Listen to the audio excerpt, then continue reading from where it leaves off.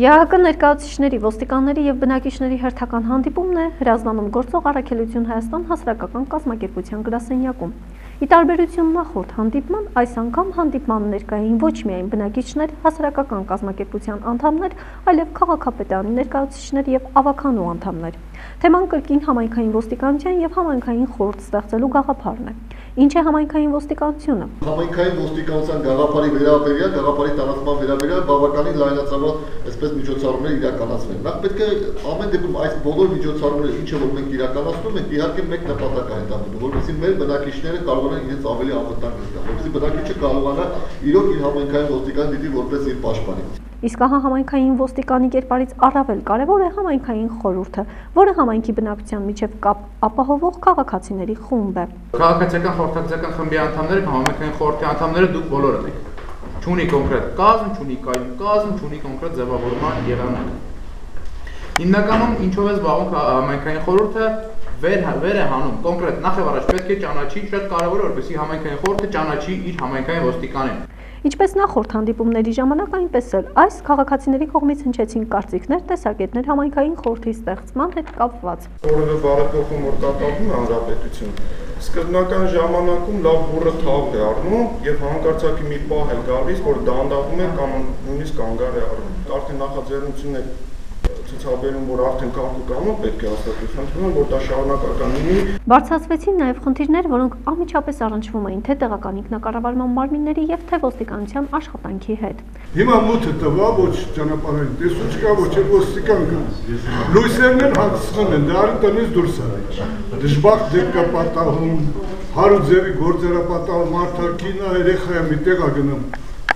Փոսները լիքշներ են, իջները հարցեր կարելի է լուծել։ Տեղական իշխանության ներկայացուցիչներն իրենց կարծիքն արտահայտեցին պնդելով. Տեղական ինքնակառավարման մասին օրենքը դա հանրային կառավարման ինքնուրույն ձև է։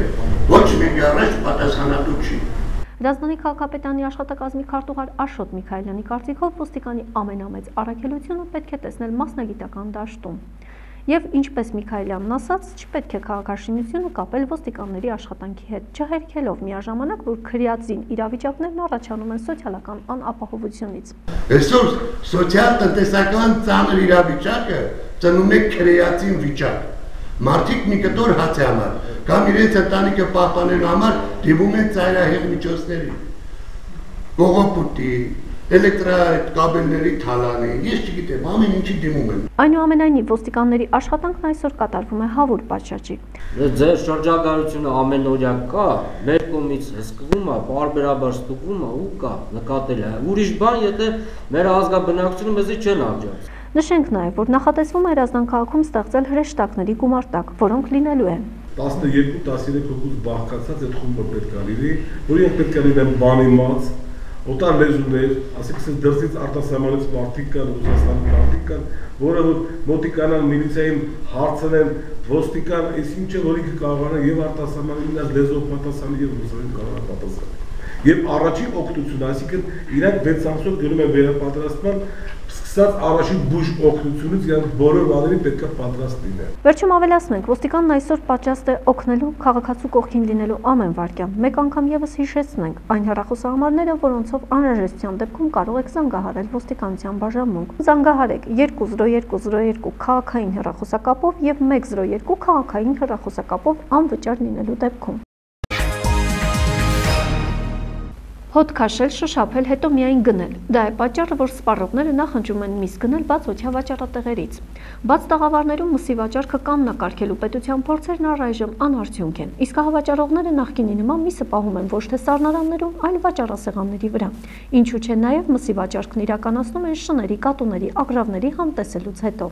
Ահա այդ պատկերն Հրազդանի միկրոշրջանի վաճառակետում, որը մեր տեսախցիկը ֆիքսեց բոլորովին պատահական։ Իդեպ նման պատկերի կարելի է ականատես լինել ամեն օր։ Մսավաճառներն արդարանում են, որ այնքան շահույթ չունեն, որպեսզի վաճառակետերի պայմանները բարելավվեն, սանիտարական պայմաններին հետևում են այնքանով, որքանով ի վիճակի են։ Ֆուտբոլի աշխարհի երաժշտության կապակցությամբ տոնական մեծ վաճառք Vega խանութներում։ Մինչև հունիսի 12-ը գնեք ցանկացած հեռուստացույց Vega-ից, ստացեք նվեր Samsung Galaxy smartphone, ինչպես նաև կտրվի երաշխիք մինչև 3 տարի։ Ակցիան գործում է ամբողջ տեսականու համար բացառությամբ հատուկ գին առաջարկները։ Հասցե Քաղաք Հրազդան, Անդրանիկի փողոտ 66, հեռախոս 098 000 271։ Vega, միայն շահավետ գնումներ։ Էլեկտրաէներգիայի սակագինը Հայաստանում կբարձրանա առաջիկա ամիսներին, այսօր նման կանխատեսում արեց տնտեսագետ փորձագետ Աշոտ Եղիազարյանը։ Նշենք, որ հանրային ծառայությունները կարգավորող հանձնաժողովը հաղորդագրություններ տարածել, որի մեջ ասվում է էլեկտրաէներգիական համակարգերի ընկերությունները ֆինանսական խնդիրներ ունեն, եւ այդ խնդիրը լուծելու համար նախատեսվում է բոլոր սպառողական խմբերին մատակարարվող էլեկտրաէներգիայի գործող սակագների բարձրացում 3.8-ից 4.3 դրամ կիլովատ-ժամի սահմաններում։ Գաղտնիք չէ, որ մեր էներգետիկ համակարգը ունի լուրջ հիմնախնդիրներ եւ այսպիսի պայմաններում բնականաբար էլեկտրաէներգիայի եւ բարձր վերաբերմի սակագների բարձրացմանը իհարկե սակագները հավանական է որ բարձրանան եթե խոսքը վերաբերում է սակագների հետագա բարձրացումներին, հա, կարող ենք նույնպես միանշանակ ասել իհարկե հետագայում նույնպես կարող են սակագները բարձրանալ։ Ինչ վերաբերում է կոնկրետ ցանցերին, այո, խնդիրներ ունի, ուրեմն այլ ցանցերը, որը պատկանում է Իտերա ռայոյին, Իտերա ռայոն ուրեմն ինքը լուրջ հիմնախնդիրներ ունի նաև հենց որպես մայր ընկերությունը Ռուսաստանում, հա, նա վերջին տարիներին աշխատում է վնասով, լուրջ հիմնախնդիրներ ունի նաև նրա հայաստանյան մասնաճյուղը, գիտեք որ վնասով է աշխատում։ Գլխացավերն ու գանգատները հունիսի 2-ին Արշալույս Մկրտչյանին տարան Եղվարդի Նայիրի բժշկական կենտրոն։ Նյարդաբանի զննությունից հետո ախտորոշումը պատրաստ էր։ Պարզեցի, որ իր մոտ նյարդային խնդիրներ ունի։ Այսինքն լարվածություն, գլխացավեր, ստրեսային վիճակ, այդտենց որ կարիք ուներ անպայման ստացիոնար բուժման։ Հոգեբույժի մոտ պետք է հետազոտվի կամ էլ մասնագիտացված կենտրոնում ստացիոնար բուժում ստանա։ Դռներից այն կողմ նյարդաբանի ցուցումների միջև ընտրություն կատարելու ընթացքը սակայն անսպասելի ավարտ ունեցավ։ Ասեցին մենք դուրս գանք հարազատները, որոշենք որտեղ գնա, որ ուղեկից տակ գնա պարկի։ Ու դուրս եկել իրան գցել։ Թե քանի րոպե, երևի կես ժամ հետո։ Ինչպես եւ ինչ հանգամանքներում է տեղի ունեցել դեպքը հիվանդանոցում դժվարանում են պատասխանել։ Ասում են ամեն ինչ կպարզի հետաքննությունը, իսկ կատարվածի մասին փաստում են երրորդ հարկի կոտրված պատուհանն ու տարածքում թափված ապակու բեկորները։ Դեպքի հետքերը Եղվարդում են երիտասարդը մայրաքաղաքում։ Դեպքից րոպեներ անց երիտասարդը շտապօգնության մեքենայով տեղափոխվել է Սուրբ Գրիգոր Լուսավորիչ բժշկական կենտրոն։ Այժմ հիվանդը գտնվում է նեյրովիրաբուժական բաժանմունքում եւ ստանում է համապատասխան բուժում։ Երիտասարդն այժմ հիվանդանոցում է, ոչ ոքի տեսնել չի ցանկանում, կատարվածի մասին խուսափում են խոսել նաև ծնողները, տեսախցիկը տեսնելուց հետո արձագանքը չի ուշանում։ Քիչ անց բաժանմունքի վարիչը պարզաբանում է, երիտասարդը հիվանդանոց է տեղափոխվել միջին ծանրությամբ։ Համապատասխան հետազոտություններից հետո նրա մոտ հայտնաբերվել է առաջին եւ երկրորդ ողից չբարդացված կոտրվածք։ Հիվանդի վիճակը Ռուդիկ Վարոսյանն այժմ բավարար է գնահատում։ Բժշկական որոշ միջամտություններից հետո հույս ունի, որ տղան կրկին բնականon կյանքի կվերադառնա։ Ներկայումս հիվանդի վիճակը բավարար է, շարժումները բոլոր վերջույթներում պահպանված, ողնուղեղի եւ պերիֆերիկ նյարդային համակարգի կողմից ոչ մի ախտաբանական փոփոխություններ չի հայտնաբերվել։ Չնայած երիտասարդը բժշկի հետ զրույցում պնդել է, որ պատուհանը փակելիս կորցրել է հավասարակշռությունն ու պատահաբար ընկել, բայց բաժանմունքի վարիչը մտադիր է հոգեբույժ հրավիրել եւ ինքնասպանության փորձ կատարելու համար կասկածվող տղային կրկին հետազոտել։ Եթե ինքնասպանության վարկածը չհաստատվի, ապա մեկ շաբաթից Արշալույսը դուրս կգրվի հիվանդանոցից եւ հետագա վերականգնողական բուժումը կշարունակի տանը։ Սիրիայում նախագահական ընտրությունների ֆոնին իրավիճակը կրկին սրվել է։ Հայաշատ Հալեպում հատկապես թիրախիտակ է հայկական նոր գյուղ թաղամասը։ Վերջին մի քանի օրերին ռմբակոծության արդյունքում կան զոհեր։ Վնասվել է Սուրբ Գրիգոր Լուսավորիչ եկեղեցին, ազգային Սահակյան վարժարանը, հայկական դպրոցը, մեծ վնասներ է կրել նաև սիրիահայերի օգնության խաչի շենքը։ Բերիո թեմի մամլոխոսնակ Ժիրայր Ռեյիսյանը Ազատության հետ զրույցում ասաց, որ քաղաքում այս պահին էլ ռմբակոծություն է, եւ իր կինը հազիվ է փրկվել մահից։ Հրացանցային քննարկումները մանավանդ օդի դագարներով բայթուցիկ նյութերը եղավին այսօր շարունակել, բայց մի քանի օրվա մեջ նորքյուրի հայապնակ շրջանը գրեվ այնքան վրաց ինչ որ նախորդ օրերուն այս կարողությամբ չէր, այսինքն քարուքան եղած շրջանն եղավ եւ ահագին մարդասեն ինքնաբերաբար դուներեն ցույց եկան աբաստանարաններու մեջ են։ Իսկ հիմա ինչի պակաս ունեն այդտեղ հայկական համայնքը հատկապես ապահովությամբ։ Երևանում բնակվող լիբանանահայ հրապարակախոս Սաքո Արյանը, ով մշտապես կապի մեջ է Հալեպում գտնվող իր ընկերների հետ, տարակուսում է, ինչ են ձեռնարկում Հայաստանի իշխանությունները հազարավոր սիրիահայերին օգնելու համար։ Արյանը հատկապես զարմանում է վերջերս Սիրիա մեկնած հայ պատգամավորների լռությունից, ովքեր Երևան վերադառնալուց հետո կարծես թե մոռացել են այս խնդրի մասին։ Ես զարմանում եմ մեր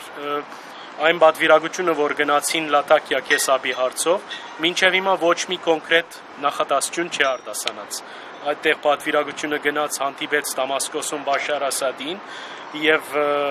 դրանից ամիջապես հետ շատ կարեւոր բան եմ ասում, կարծում եմ, հայկական շրջանները ավելի մեծ ավերածությունների, վտանգների, կորուստների առջև կանգնեցին։ Հիշեցնեմ, վերջերս սեփական նախաձեռնությամբ Սիրիային այցելել ազգային ժողովի 6 պատգամավորներ, որոնցից մեծամասնությունը հանրապետական խմբակցությունից էին։ Հրապարակախոսը վստահ է, որ Սիրիայի տարբեր քաղաքներում շրջած Բաշար Ասադին հանդիպած եւ տարբեր հեռուստաընկերություններին հարցազրույցներ տված պատգամավորները իրականում ոչ թե մեղմել, այլ ավելի են բարդացրել սիրիահայերի վիճակը տեղում։ 710 վիրավորի մասին է խոսվում։ Ու վերջին քանի օրերին դա կա։ Վերջին 4 օրերին։ Վերջին 4 օրերին ծանր գործողություններ են կատարվում Հալեպում ու թիմացը մեր ժողովուրդը անդեր անօգնական այդպիսի մի վիճակ է տիրում։ Սիրիա մեկնած պատգամավորների 6 հոգանոց խմբից մի քանիսն այս պահին Հայաստանում չեն։ Հաջողվեց կապ հաստատել միայն Մոսկվայում գտնվող հանրապետական խմբակցության պատգամավոր Լևոն Մարտիրոսյանի հետ։ Ազատության հետ զրույցում նա պնդեց, որ իրավիճակը Սիրիայում վերջին տարիներին նույնն է։ Իրենք ամեն կերպ ցանկանում են օգնել եւ շուտապույտ կայունություն են ցանկանում, մինչդեռ հնարավորությունները սահմանափակ են։ Այն հարցին, թե ինչ օգնության քայլեր ձեռնարկեցին պատգամավորները Սիրիայից վերադառնալուց հետո, Մարտիրոսյանը այսպես պատասխանեց. Մեր տեսածի լսածի մեր փորձի մասին բոլորին տեղակ պահեցինք հանրապետության նախագահից սկսած քաղաքական ուժեր, կառավարություն, արտգործնախարարություն, միջազգային կազմակերպություններ, Սփյուռքի կազմակերպություններ եւ այլն։ Այնտեղ տեղում հանդիպեցինք նաեւ Կիլիկիո կաթողիկոսի հետ, այդտեղ մեր եկեղեցու ուրեմն խողովակները օգտագործեցինք, մեզնից կախվածը մենք ստեցինք, այսինքն մեր խնդիրը տեղեկացնելն էր եւ իրավիճակը ճիշտ գնահատականը տալը։